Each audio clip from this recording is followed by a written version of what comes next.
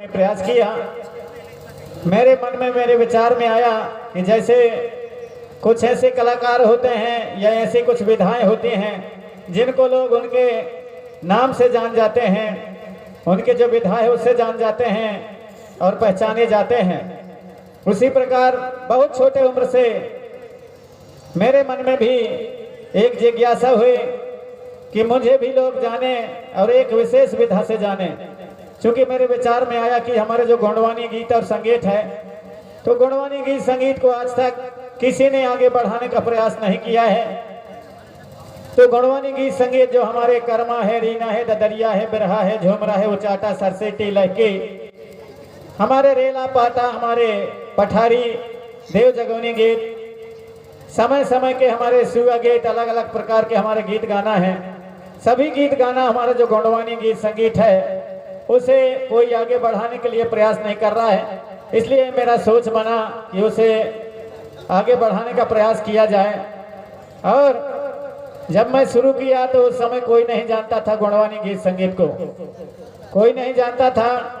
धीरे धीरे करके हमारे लोगों के दिमाग में गोंडवानी गीत संगीत को और इतिहास संस्कृति को भरने का काम किया और धीरे धीरे करके लोग जानने समझने लगे।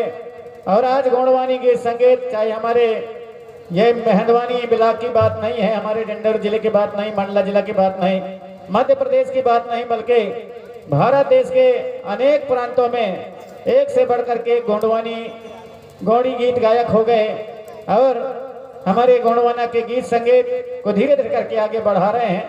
मुझे बहुत खुशी होती है जब उस समय अकेला चला था गोंडवानी गीत संगीत को आगे बढ़ाने के लिए, लेकिन आज हजारों लाखों की संख्या में हो गए और सभी गोंडवानी गीत संगीत गाकर समाज में चेतना जागृति लाने का प्रयास कर रहे हैं। मुझे बहुत खुशी होती है।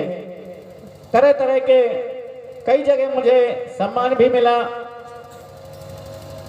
और उस समय जब नहीं कोई जानता था तब भी 1994, 1995, 1996 में मैंने गीत गाया गोंडवानी गीत संगीत और मेहरवानी ब्लॉक में गोंडवानी गीत गाकर के प्रथम स्थान आया।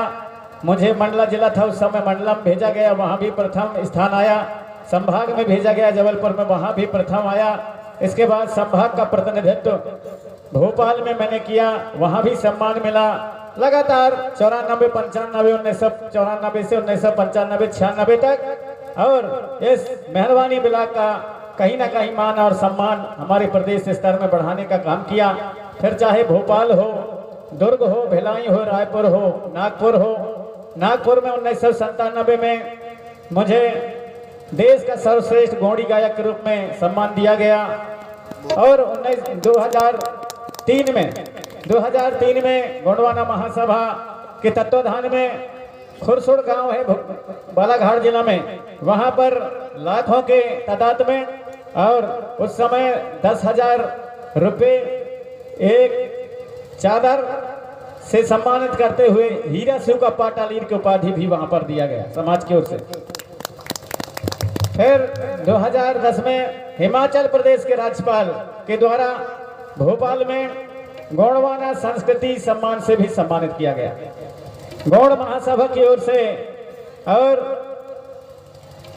2022 में दमोह में सर्वश्रेष्ठ गोंडवानी गीत गायक के से सम्मानित किया गया।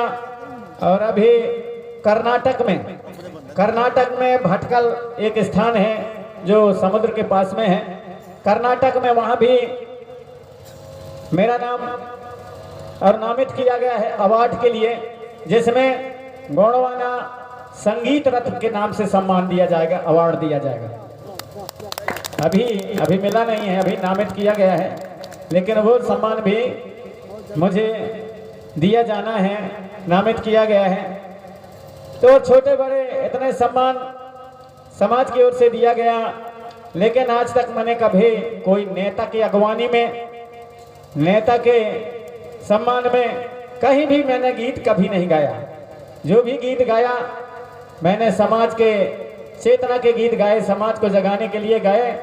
और वही कारण है कि समाज के बीच में आज एक से बढ़कर के एक गीत और संगीतकार हमारे गोंडवानी गीत को सुन सुन करके और गीतों को आगे बढ़ा रहे हैं, गोंडवाना की इतिहास, संस्कृति, रीति रिवाज को बढ़ा रहे हैं।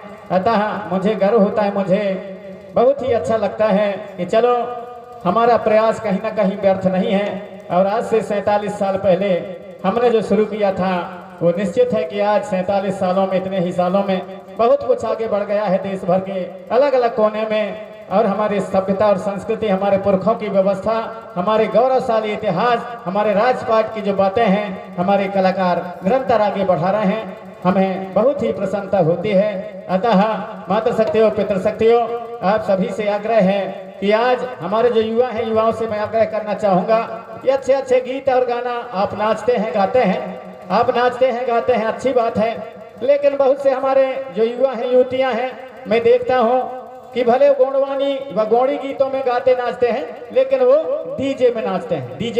डीजे लगा करके और ढमका चचर बजा करके वहां पर नाचने का काम करते हैं, जो कहीं ना कहीं ये डीजे संस्कृति और हमारे संस्कृति को, हमारे जो संगीत है उसको खत्म ना कर दे, खत्म ना कर दे।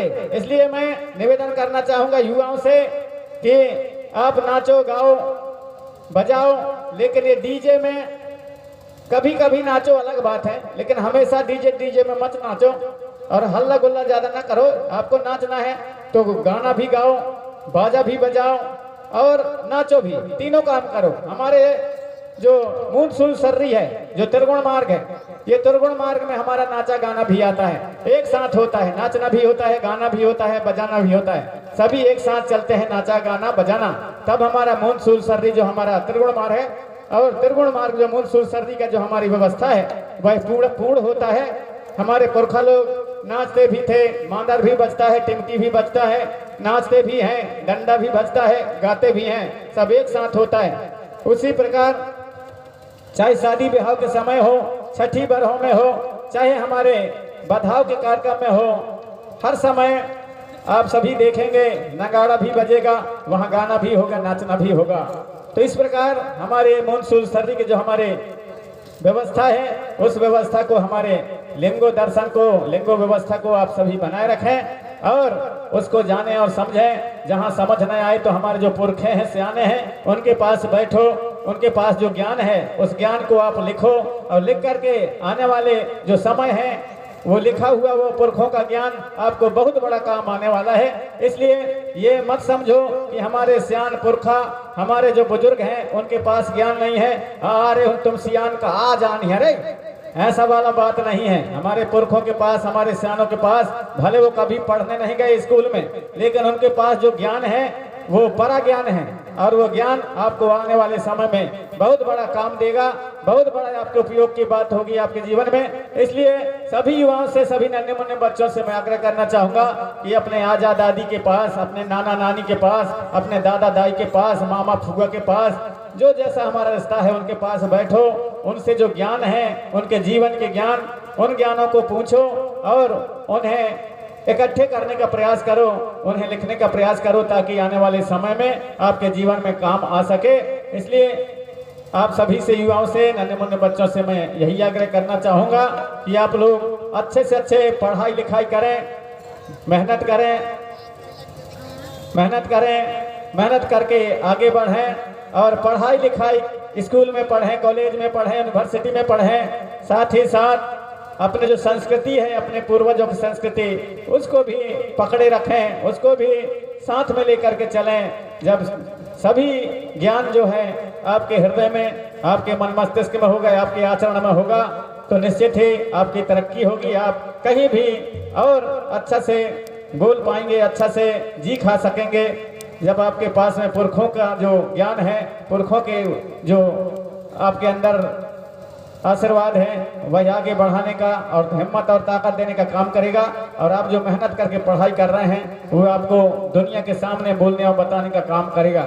इसलिए आप सभी से आग्रह है कि पढ़ाई लिखाई भी करें, साथ साथ में अपने जो व्यवस्था है, अपने जो पुरखों की व्यवस्था है, उसको भी पकड़ के रखें, उसको भी आप लोग मानने का प्रयास करेंगे, उसके प्रति भी ज्ञान आप रखें। और तभी होगा ये संभव जब आप अपने सियानों पुरखों के पास बैठेंगे, तब ये हो पाएगा। इसलिए आप सभी से मैं यही अनुरोध करता हूँ, नन्हे मुन्ने बच्चों से युवाओं से कि अपने पुरखों के पास जरूर समय निकाल करके बैठें और उनके पास जो ज्ञान है उस ज्ञान को लिखें। चाहे किसी प्रकार की भी जो ज्ञान हो, चाहे जड़ी बूटी के बारे में ज्ञान हो, चाहे हमारे गुनियाना के बारे में हो, पंडिती के बारे में हो, चाहे हमारे इतिहास के बारे में हो, हमारे संस्कृति के बारे में हो, हमारे बियाह पर के बारे में हो, हमारे घर द्वार बनवाई के बारे में हो, हर ठंगरा नताई के बारे में हो, हमारे खोमरा बनवाई के बारे में, अलग अलग ज्ञान हमारे पुरखों के पास है। उन सभी ज्ञानों को एकत्रित करें और उन्हें सीख करके रखें ताकि आने वाले समय में काम आने वाले हैं। ऐसा आप सभी से मैं आग्रह करना चाहूँगा। तो अब आपके बीच में हमारे भाव पक्ष के कलाकार अपनी प्रस्तुति देने के लिए आ रहे हैं और आपके बीच में